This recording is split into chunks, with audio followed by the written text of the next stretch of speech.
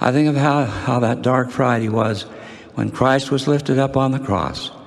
On that terrible Friday, the earth shook and grew dark. Frightful storms lashed at the earth. Those evil men who sought his life rejoiced.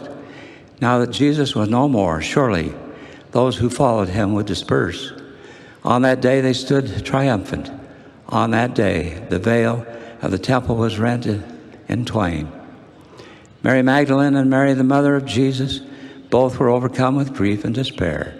The superb man they had loved and honored hung lifeless upon the cross. On that Friday, the apostles were devastated.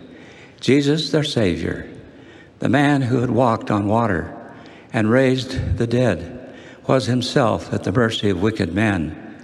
They watched helplessly as he was overcome by his enemies. On that Friday, the Savior of mankind was humiliated and bruised and abused and reviled.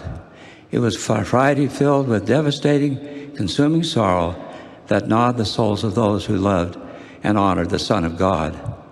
I think of all the days since the beginning of this world's history, that Friday was the darkest. But the doom of that day did not endure.